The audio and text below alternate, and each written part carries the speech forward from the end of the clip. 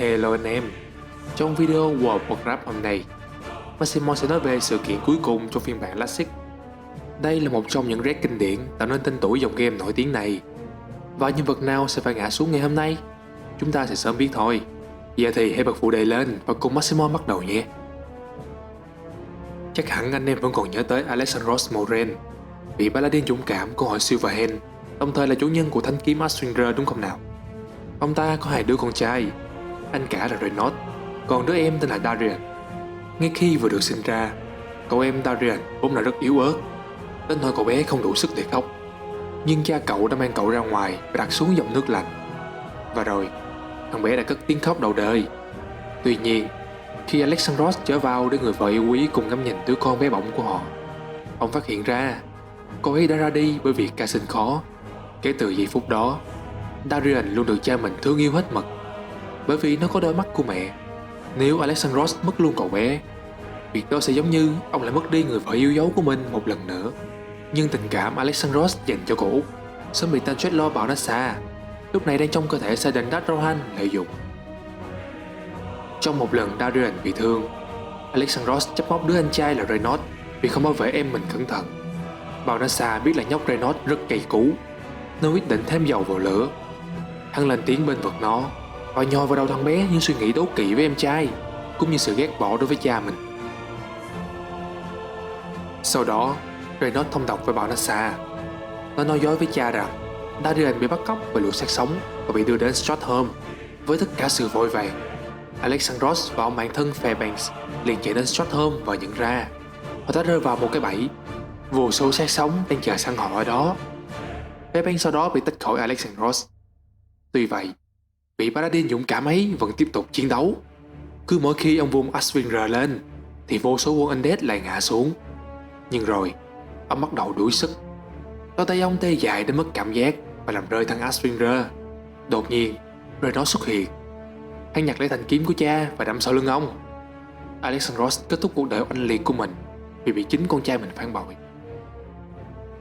Tận mắt chứng kiến tội ác tây đình này, Fairbanks cố gắng thoát khỏi lũ xác sống đang bao vây ông, rồi lập tức chạy về và tố giác Reynot trước hội đồng. Nhưng Balnassa đã tính toán tất cả. Hắn chờ Fairbanks quay về và nói là Reynot luôn ở bên cạnh hắn ta suốt thời gian tội ác đó diễn ra, sử dụng khả năng của mình. Hắn khiến mọi người nghĩ rằng Fairbanks bị điên nên mới nói tầm bậy. Hắn cho người tống giam ông và bỏ mặc cho đến chết, rồi biến ông ta thành xác sống. Sau đó, như anh em đã biết, vì bất đồng quan điểm, hội Silverhand tách ra làm hai. Một phe là Scarlet Crusade, quân viễn chinh đỏ cực đoan cho Reynot làm chỉ huy. Dưới sự thao túng của Balnassa, quân viễn chinh đỏ ngày càng trở nên hiếu chiến và xa đọa. Họ dùng những chiến thuật tàn bạo để đàn áp bất cứ ai dám nghi ngờ phương pháp của họ. Rất nhiều người chán ghét lý tưởng bạo lực của hội này, nhưng họ vẫn muốn được tiếp tục nhiệm vụ thiêng liêng là bảo vệ Azeroth. Từ đó, họ còn lại là Archandon, Bình Minh Bạc ra đời, với sự tham gia của nhiều chủng tộc như người lùn và elf. Hai nhóm hiệp sĩ tuy đối lập nhau về tư tưởng, nhưng họ có chung mục tiêu là xóa bỏ sự ảnh hưởng của Thi Vương. Một trong những tân binh mới nhất của Bình Minh Bạc là Darian Moraine, đứa con trai út của Alexandros Moraine quá cố. Sự thật về cái chết của cha đã khiến Darian bàng hoàng.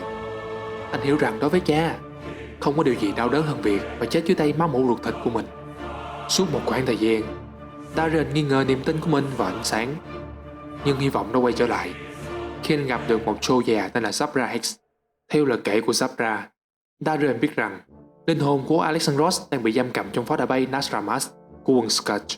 Sau khi chết, thi thể của Alexandros được Kedusat mang về pháo đài. Hắn biến ông thành một Death Knight, trở thành một trong bộ tứ kỵ sĩ của Nasramas. Thanh kiếm Ashwinder cũng biến đổi thành thứ vũ khí tà ác. Khi Darian gia nhập Bình Minh Bạc, anh đã nhờ họ giúp thực hiện nhiệm vụ giải phóng linh hồn đang bị dày vò của cha anh. Rất nhiều người vẫn còn nể phục ngài Alexandros quá cố, cho nên họ tình nguyện giúp đỡ. Cùng với nhau, họ tiến hành một cuộc tấn công liều lĩnh vào tòa pháo đài bay kiên cố đó. Họ đối mặt với lũ tay sai đáng sợ của Thi Vương, bao gồm cả tứ kỵ sĩ. Thủ lĩnh của bộ tứ này không ai khác ngoài Alexandros Moraine. Gần như tất cả nhóm quân của Bình Minh Bạc đã hy sinh trong trận chiến.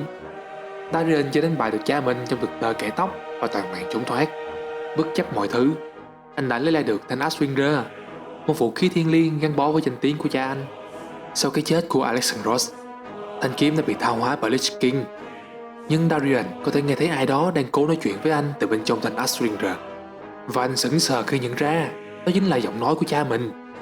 Linh hồn ông đang bị kẹt trong thanh kiếm và ông đang tuyệt vọng muốn tìm lối ra. Darian thuận theo ước muốn của cha và đi tìm anh trai Reynolds Moraine. Khi hai anh em lâu ngày ly biệt đối mặt nhau, giữa họ chỉ có sự thù hận. Linh hồn của Alexandros bỗng hiện ra từ thanh Ashringer và chém đầu thằng nghịch tử Reynolds để thực thi công lý. Nhưng dù cho ông có thỏa mãn đến thế nào đi nữa, ông cũng không thể tự giải phóng mình khỏi lời nguyền. Ông sẽ mãi mãi mắc kẹt trong Ashringer. Cuối cùng, Darian đi tìm sự giúp đỡ của Tyrion Foring, một người hùng thời đại chiến ngày xưa đang sống ân dật. Tyrion biết về các chiến công của thanh Ashringer và ông rất đau lòng khi biết rằng nó đã bị tha hóa như thế nào. Nhưng không có cách nào dễ dàng thanh tẩy được nó. Cách duy nhất để phá bỏ sự trói buộc và giải phóng cho linh hồn Alexandros đó là thực hiện một hành động của tình yêu còn lớn hơn cả sự phản chắc là khiến thanh kiếm phấy bẩn. Darian gần như rơi vào tuyệt vọng. Anh không biết Tyrion muốn nói điều gì. Anh quay về hỏi Bình Minh Bạc và hợp quân cùng họ tại nhà thờ Lighthope tại xứ Bệnh Dịch. Hiện tại, một đội quân Scourge đã tiến hành tấn công khu vực linh thiêng này. Dù cho quân Bình Minh Bạc hoàn toàn bị áp đảo về số lượng, Tyrion vẫn sát cánh bên họ trên tiền tuyến. Trận chiến nhà thờ hy vọng và ánh sáng là một trận tử chiến đầy tuyệt vọng. Nếu hội Bình Minh Bạc thất bại, quân Scourge sẽ chiếm được mảnh đất linh thiêng này và tất cả những linh hồn chính trực an nghỉ tại đây. Nhưng trận chiến dần nghiêng về phía bất lợi cho những vệ binh của nhà thờ. Đó chính là lúc Darian Moraine hiểu được ý nghĩa những lời nói của Tyrion. Cha anh đã chết vì bị phản bội, cho nên hành động duy nhất có thể giải phóng cho ông là thay ông trả cái giá cuối cùng. Và nếu Darian có thể giải phóng cho cha, Alexandros Moraine có thể cứu hội Bình Minh Bạc khỏi tận diệt. Ngay lập tức, Darian tâm thánh Ashringer bị tha hóa xuyên qua người mình. Hành động cao thượng này thực sự giải phóng cha anh. Những linh hồn được mai táng bên dưới nhà thờ cũng thức tỉnh. Cùng với Alexandros, cơn thịnh nộ đầy thù hận của họ tàn phá đội quân Scourge xâm lăng. Nhà thờ hy vọng và ánh sáng đã an toàn, nhưng rất nhiều người đã nằm xuống mãi mãi, bao gồm cả Darian. Dù cho anh thành công cứu được linh hồn cha mình, anh đã tự nguyền rủa linh hồn chính mình bên trong thanh kiếm. Xác của Darian Moraine và thanh Ashringer giờ đây đều nằm trong tay quân Scourge. Thất bại tại nhà thờ không khiến Lich King bận tâm. Tay chân của hắn vẫn đang theo dõi đại tộc và liên minh. Nhưng cuộc chiến gần đây tại Ankirai và nhiều nơi khác trên thế giới đã làm suy yếu cả hai phe. Dù cho phần lớn quân đội của hắn vẫn đang ở Northrend, còn cơ thể hắn vẫn đang say ngủ. Lich King tin rằng hắn có thể củng cố vị trí của mình tại Kalimdor và các vương quốc miền Đông. Hội Bình Minh Bạc gửi tin cấp báo cho các thủ lĩnh liên minh rằng sức mạnh của quân Scourge hiện đang tập trung tại Nadramas. Tòa pháo đài bay này hiện giờ rất hùng mạnh và kiên cố, dưới sự quản lý của tên thi sư Ketuzat và những xác sống hùng mạnh khác. Lúc này, nó đang bay lù lù phía trên xứ Bệnh Dịch. Bonva Foraden liền tập hợp nhiều người hùng trong liên minh để tổng tấn công Nadramas. Tuy nhiên, lũ sinh vật biến dị lang thang trong tòa thành âm ti này là những đối thủ rất khó để vượt qua. Các dũng sĩ phải đi qua 4 khu trong pháo đài. Khu Arachnic là lũ nhện thuộc tộc Nerubian. Thủ lĩnh của tụi này là Maesna, một con nhện khổng lồ với chất độc chết người, làm giảm khả năng hồi phục của những ai dính phải. Khu Bệnh Dịch, như cái tên của nó, nơi này sản xuất và tinh chế ra bệnh dịch. Quân Scourge sử dụng nó như vũ khí để biến tất cả kẻ thù thành một phần của quân đoàn Scourge.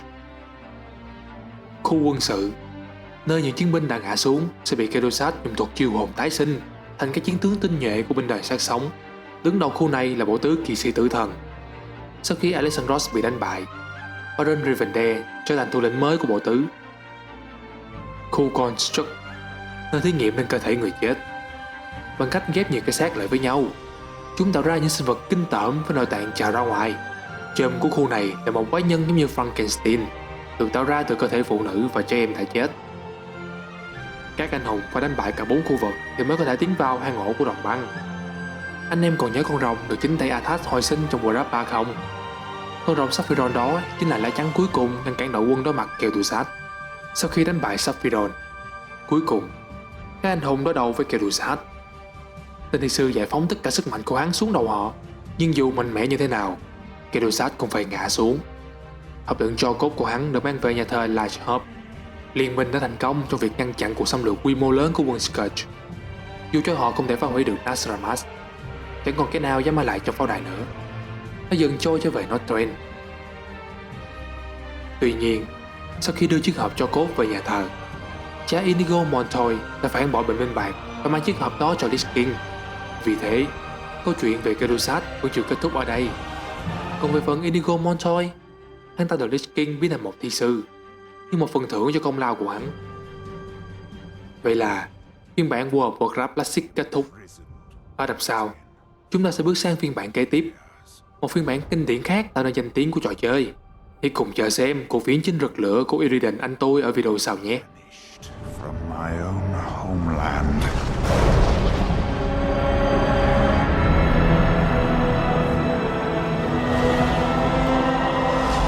And now you dare enter my realm.